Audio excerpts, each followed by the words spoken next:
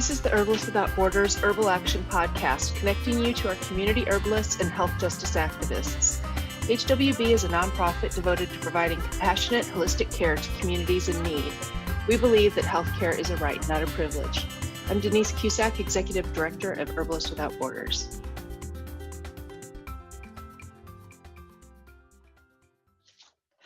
Ola Obasi is the owner of the Well of Indigenous Wisdom School and Omaroti, an herb and well-being shop opening in Mayaguez, Puerto Rico. Ola has been working in the wellness field for over 15 years. Ola is also chapter coordinator of Herbalists Without Borders International Puerto Rico, hosting free people's clinics across the island since Hurricane Maria. Ola focuses on education and awareness of important contributions of herbal practice and formulae by people of Indigenous heritage. Originally from Africa, she's lived in Puerto Rico since 2015. Welcome, Ola, and thanks for taking the time to speak with us today. Thank you so much, Denise, for having me once again. Yeah, I always love talking to you. So tell us a little bit about life in Puerto Rico post-Maria, recovery, resilience, and how daily life is for those in rural and urban areas. Mm-hmm. Well, life in Puerto Rico right now is, we're still recovering. We're just about exactly a year anniversary since Hurricane Maria. And we're looking at other hurricanes coming across the ocean right now as well.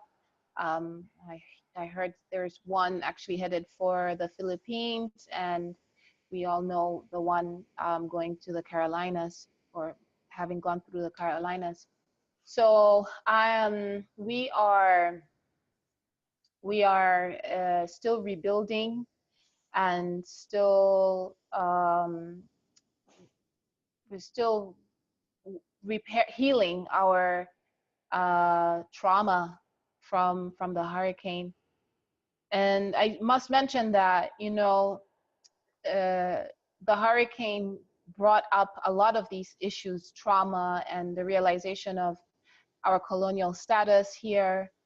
So there are many things that the hurricanes brought to the forefront for us to be proactive about, like not wanting to be under colonial status, or how being under a colonial status has kept us from receiving the proper finances or the proper attention to repairing the island. But it's also brought solidarity, because now we're saying, okay, well, since nobody's going to help us, then we need to help ourselves. So there's more of a community solidarity and connections. People are resilient and creating their own ways to survive and to live here happily. Yeah. And that's a beautiful thing to see. It is. Mm-hmm. So how are all of the businesses doing after the hurricane? I know you're opening an herbal shop, but first tell us about your coursework, your internships, and everything that you're offering right now. Okay. Well, I'm just going to have my second class that I think I will have about 6 or 7 students coming up at the end of this month. I already have a first class with the Well of Indigenous Wisdom School. My school is it teaches herbal medicine. However, I really focus on the healing aspects of herbalism, or healing aspects, period. For me, healing is about connecting with our DNA, with the substance of life, and where trauma has happened there, or where pain is lodged there for so many years intergenerationally. So we explore that with my school. And of course, herbalism and herbs being a gateway to healing. And then establishing within my students the fact that we are earth keepers. We need to be cautious and responsible people on the planet to take care, guardians, if you will, to take care of our planet. And that's not just the herbs, but it's also the waters and the animals that help to pollinate or to carry and feed our planet. So I'm really proud that I'll have more students in a second class coming up. My school is an 18-month course, I mostly want to work with locals, so I'm teaching a lot of locals. I do have apprentices who do come through and stay with me for 18 months, or they can come, you know, every 6 months, because there are breaks every 6 months. Um, I also do mentorship, so sometimes I've had folks who are interested in, you know, they've already learned a lot about herbs, but they want more, or they just want a little more, something extra, or a flavor that I offer, and they can stay with me for a week or a couple of weeks. But all this stuff is on my website. Um, and as far as the shop, Omaroti in Taino means little moon. It's my name in Taino. I was adopted Taino here on the island. And the shop Omaroti is in the Plaza of Mayagüez here in the west coast of Puerto Rico. And it's a shop that specializes in herbal medicine and well-being, full stop. Well-being is everything in the planet that creates good beings, well-beings, from, you know, incenses to crystals to, you know, body care that's good for you, to spiritual things. I'll be doing divinations there, in the form of tarot, and other forms of divination. I I have come from a lineage of the priesthood in Nigeria, and so for those people, particularly on the island, who are familiar with the Yoruba tradition, um, they would be coming to me to consult within that tradition, within that indigenous tradition. There's a lot of Puerto Ricans who are of Yoruba and Congo descent and continue to practice in the spiritual traditions of those lineages. So businesses as a whole I'm seeing businesses come up, and I'm happy to see like food vans, for instance, that are thriving. There's a food van right next to my shop that's called Arepas, and it's a Venezuelan family. It's just awesome watching them work together and create this really delicious food. Arepas, it's kind of like a maize sandwich with stuff with chicken or with, you know, vegetables, guacamole, different things. It's really delicious. We sit outside. They play really nice music, you know, Caribbean style, reggae, different things. And it's just, people are smiling, and it's good to see this intergenerational family working in this little food van and thriving. I'm happy to support them. So I'm seeing things like that. I'm seeing, again, a lot of food opening. I'm seeing, you know, even social places like just bars, clubs, opening up as well. But Mayagüez is it's a college town. So there's going to be more of that, more of the food and night scene. And of course, having something like Omaroti is nice too, because students are also looking to explore their spirituality. Not to mention that Omaroti will also have conscious books, which is very hard to find on the island. Books on Puerto Rican history, books on, you know, traditional medicine, Puerto Rican traditional medicine, things like that, indigenous traditional, you know, indigenous medicine, or spirituality. So things are coming up. There are some businesses coming up. So I'm happy to see that. Yeah, that's good. Yeah. It shows Mm-hmm. that we know the people are resilient, but it shows that they're adapting and something Yeah. new out of, Yes. yeah. But that's here in Mayagüez, you know. I mean, if you go to other parts of the island, I just want to mention that, you know, there's some parts of the island that seem to do economically better than others. Of course, San Juan, Mayagüez, Rincon, maybe even Ponce. But if you know, if we're talking about going to Tuado or some other spaces, there may be, or Arecibo, which I've been there, and it's not thriving that well. You know, it's a little slow at coming back. And I've seen businesses just close permanently, and the families moved. There are places where I would buy plants, for instance, like, you know, outdoor gardens, jardins. They're done. And I'm so sad to see that. There's one on the way to Jayuya that I used to go to. They're not opening up ever again.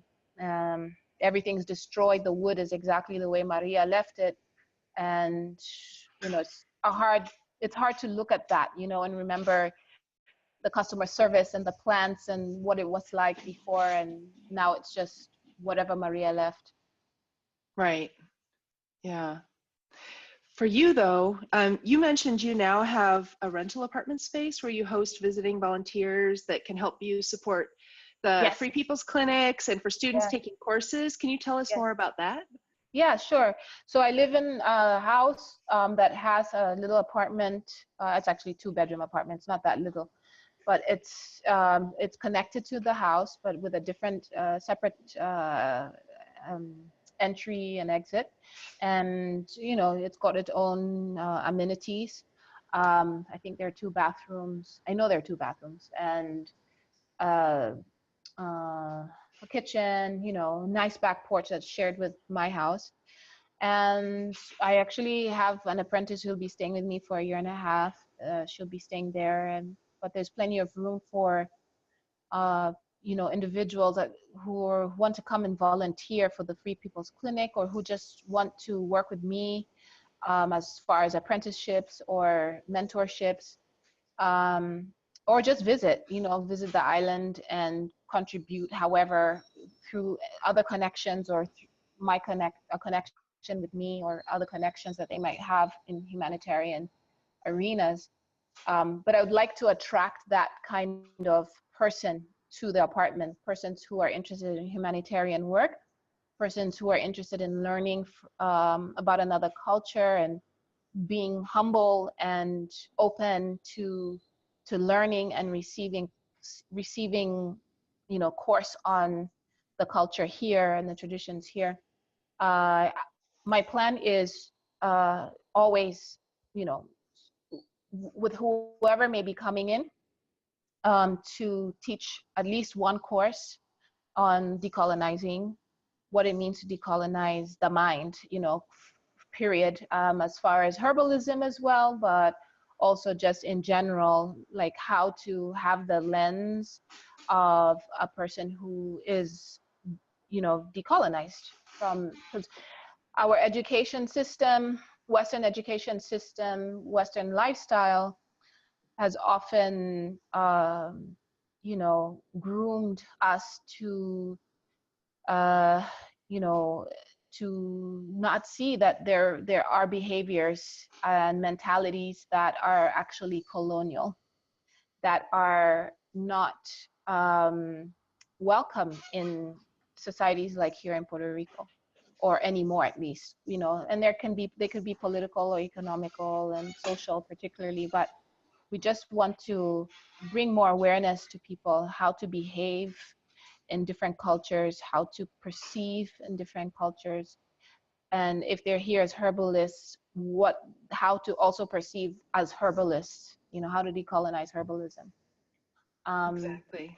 Yeah, so it's important, very, very important. I did a conference in Oregon on reductionism and you know, just deconstructing reductionism in herbal medicine as far as the science part of herbalism. And it's very similar, in a similar vein of just, you know, what does a reductionist paradigm look like? You know, it's not holistic at all. It cuts off stuff, you know, and kinds of controls and says, this is perfect because I say so. Right. Yeah. Yeah, that's such an important topic everywhere. Mm-hmm. But in particular, when you're working in places like Puerto Rico, if people from the outside come in, Mm-hmm. I know that you focus first on herbal education for islanders and native Puerto Ricans. Mm-hmm. So that kind of ties into that. So tell us why it's important to build a local economy, Mm-hmm. local skills, and how that impacts your classes and your work. Mm-hmm. Well, you know, I don't know about you as a herbalist, but for me, herbalism is community work. And as a herbalist, I feel, okay, here I am as a herbalist in the community, and it's my responsibility to hold that space. And people come to me with a lot of personal stories or testimonies that they trust me with. and I am trustworthy.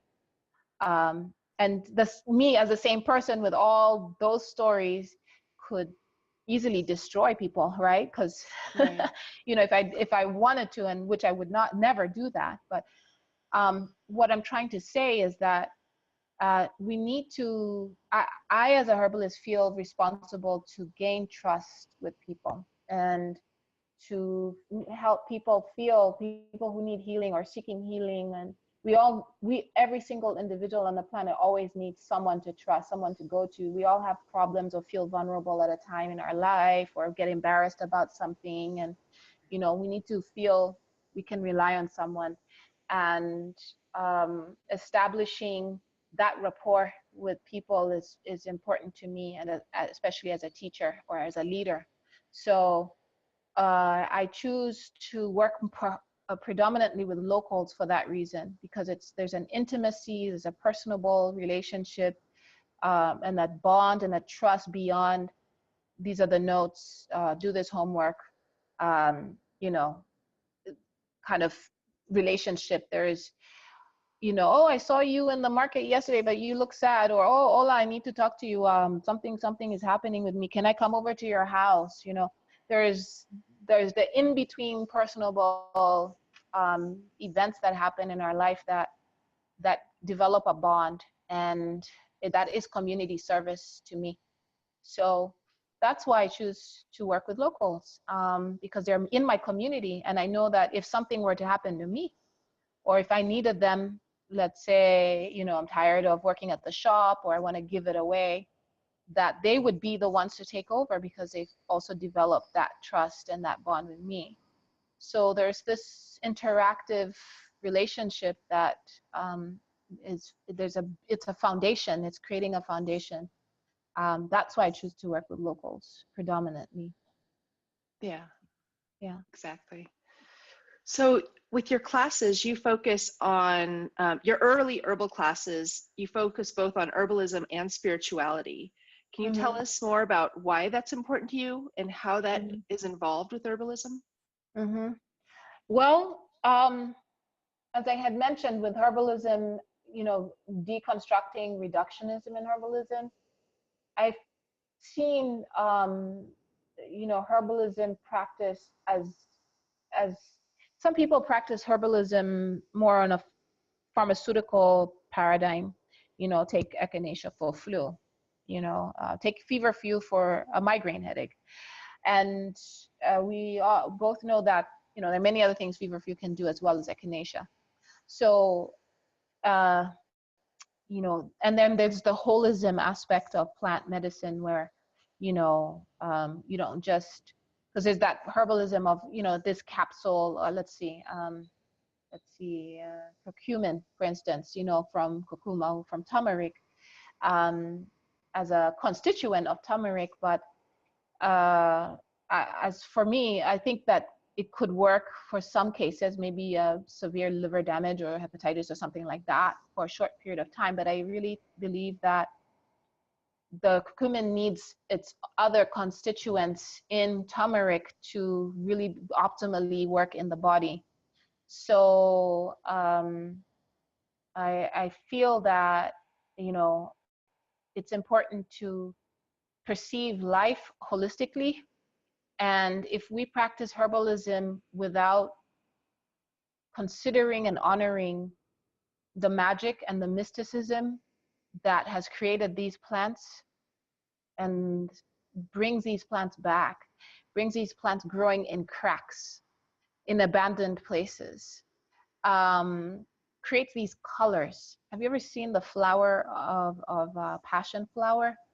My goodness, it's like a 3D flower, you know, and then seeing how its fruit comes out of the flower, looking at the colors, the tenderness, and yet the resilience of the flower itself. Our science cannot describe this with enough words. I can only speak to this as something spiritual. It moves my spirit when I see this. I feel like emotional. I feel such happiness and joy that I want to cry. And that to me is a spiritual experience. that this plant is communicating with me. It's invisible, unseen. That in itself is mystical, and that's spiritual. Spirituality is I can't really even define that, but it's in one sentence. But I think it's mystical. I think it's the mysticism, the things that the things we cannot describe. And plant medicine has a lot of mystery. There's a lot of spirit in plant medicine. There are many parts to the plant we can't describe or why it does certain things. We can only speculate some of them. So we can keep asking, and yes, but why? Okay, we answer that. But why? We keep answering that. But why? We keep answering that, you know? I mean, we could say that with all of life too. But in herbalism, because we're using the mystical aspects of these plants that grow in our world mystically, and then we're making medicine, which in itself is a mystical process. At least for me, it's a spiritual process. Because I am now capturing the medicine that I have and the medicine the plant has to deliver it to this individual who has come to me and trusted me. So to me, that's a very spiritual relationship between me, the plant, and the person. So that's why herbalism is very spiritual to me. And that's why it's very important to teach that to my students, to teach about spirit. That's beautiful. Mm. It Yes. is. Yes, it is. Exactly. It is. I know. You almost made me cry. Oh. Because it is. It's bigger than us. Yes, it is. That spirit and those Yes. tears you feel or you feel coming through it's not like you're sad. It's just that spirit touching you. Yeah. Exactly. Yeah. I feel that when I go out and look at my plants and I see certain things, I just cry. I just want, I feel so happy. I want to cry, or just so moved. Yeah. Exactly. Mm-hmm.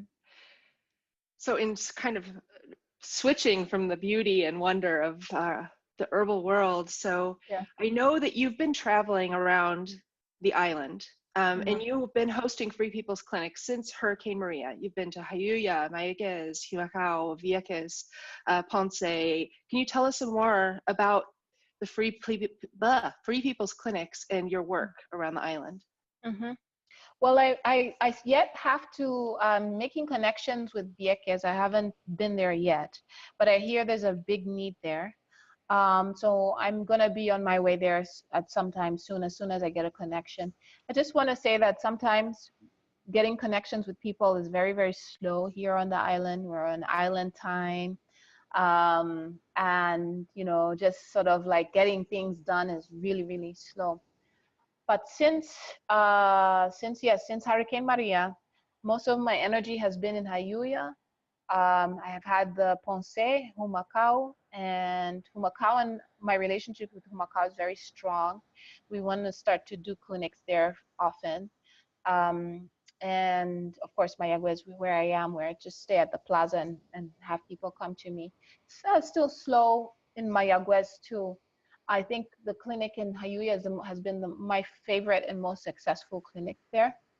And so I guess, these clinics are clinics that people look forward to because they haven't had either access to anything. This is really people's medicine. They're really sitting there and telling you their stuff, of course, with the gain of trust.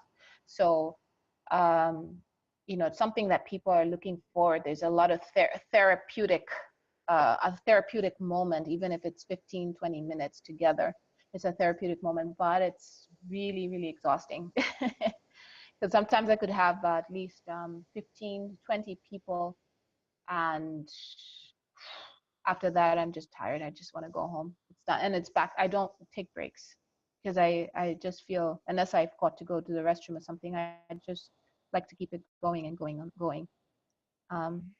Yeah, I don't like that. That answers your question. No, I know it's been so much work, but I know that it's also so important to you Yeah. to be with the people and reach people. And I understand that, not taking a break, but I also understand that it can be fatigue and tiring and overwhelming at times, especially, you know, when you see the kind of issues that are ongoing with people still this long after Maria. I'm sure it must be tiring, but it's a really important and amazing work. And so I just the clinic in Humacao has been a very sad experience, and I'm still working on, you know, I of course clean myself after working in these clinics, because energetically clean myself, that's what I mean. Like I need to eat well, grounding foods, and just, you know, clean up, because it can be so much. Because, you know, you take people's stories, like I still have the stories in my head from Humacao. And there's a lot of cancer in Humacao, a lot of cancer. You know, everybody's sitting next to me. So it's so funny. Hayuya, there's a lot, the themes overall, of course, not every single person, but in Hayuya, overall theme is abuse. A lot of young mothers who are abused by their spouses. So I'm working with that energy. And then they'll have like gastritis or heart puppet, you know, anxiety, signs of anxiety, and can't sleep, you know, insomnia. And then in Humacao, it's mostly cancer. So then you've got people who are having immune issues or pain issues, and, you know, all these things, or just need a nutritional up, you know, supplements. And then you've got the Ponce clinic, where most of the people seem to be more in like tension, you know, and depression too. A lot of depression and tension in the body. Every single person, one clinic, every single person sat down and they had their right arm, their right shoulder was hurting. Every single person. They sat down and said, well, I have this problem with my right shoulder and my right elbow or my right wrist. So always. And, you know, when that happens, often you start to think, and they would just keep repeating the same symptoms of the last person. And I'm just, you know, it's so interesting to see these themes in these different sections of these clinics on the island. I'm looking forward to Vieques. I know there's a real need there. And Vieques, if any of the listeners know, has gone through a history of radiation. So I'm assuming there'll be cancer and different things there. But yeah, it was a bomb testing site. It was a bomb testing site, and so foods maybe still contaminated. Yeah, that's interesting. With all of the, you know, everything that's happened in Puerto Rico and your work, people are always asking how to help Puerto Rico, how to volunteer.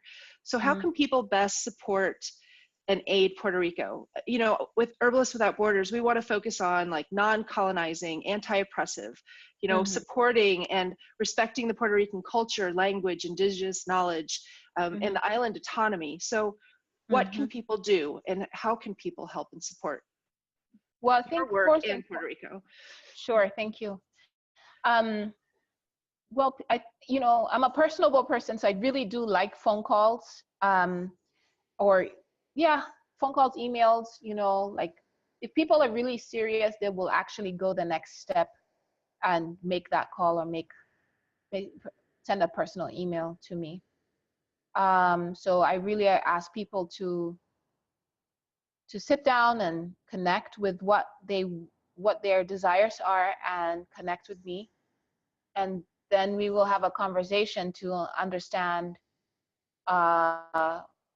whether the connection fits or not, or if there's a need to definitely do a class, you know, one of my classes, which I anyway will do, but that's a mandatory thing. You know, I do want to teach all volunteers need to understand what anti-oppressive, you know, anti-colonial, and all the other things you've mentioned as part of Herbalists Without Borders intentions. Right. You know, that needs to be taught. So anyway, there's not always, it's inconsistent with the volunteer work. So times, depending on when clinics are going to be established, I can have a calendar out. It doesn't always meet, you know, like people cancel or things happen, but we can definitely connect ahead of time, and that way I can prepare for a clinic, so that when an individual volunteer is coming, we can go definitely to that clinic space. What kind of help do I need? That's such a big question, you know, because sometimes some help is not help, you know, and it just becomes more work for me. So I think more than anything, it's educating oneself on Puerto Rican history, or Puerto Rican culture, making that move to actually connect and see where you that individual would fit in, what you want to do to help. And then, because help could be volunteering, help could be coming to spend some time with me and help me make medicines. Help could be also financially helping and supporting, maybe, you know, supporting a community that I can take individuals to. Help could be helping with some infrastructure things that would be aside from the herbal part component, the clinical part. So I think people just need to connect with me, and so I can understand what they're able to help with and connect them with the right locations and the right people, communities. Because there's also help with gardening. I have a community here in Mayagüez that's doing gardening in the projects. Yeah, that's amazing. Using the donated seeds from Herbalists Without Borders, right? So those seeds are in Jayuya, and they're in Humacao and Mayagüez, so different places. Well, getting fresh food, you know, back to people is, you know, and empowering people with growing their own food is a part of that too. Of recovery. I mean, people here are growing their own food. There's a lot of agriculture here. There's an agricultural movement here, so people understand that food sovereignty is sovereignty, period. So, you know, people are very, very aware of that, and growing traditional food here, local food that grows here, is also quite important too. Connecting with indigenous food from you know, ancestors. So I hope that people will, you know, understand that they need to understand what they want to do, how they want to volunteer, and then communicate with me so that we can move forward with that. And I can also create a relationship, a bridge with different communities. Right. And it's so important, you know, a lot of people don't realize with Herbalists Without Borders, people who are the volunteers and the chapter coordinators, people are working from their homes. You know, this is their life. People still have families and lives and businesses. And, you know, the free clinics are kind of an extension into communities surrounding them, which is why it's so important that we work in our own communities first. Yes.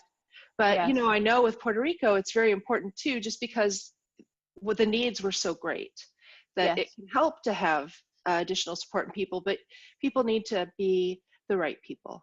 You know? Yes, they do. They do. And that's what people, if they're going to reach out, and they need to think about if they're the right people, and they need to understand why they want to volunteer, you know, and be very clear with that, and be open to what that means for our chapter here in Puerto Rico.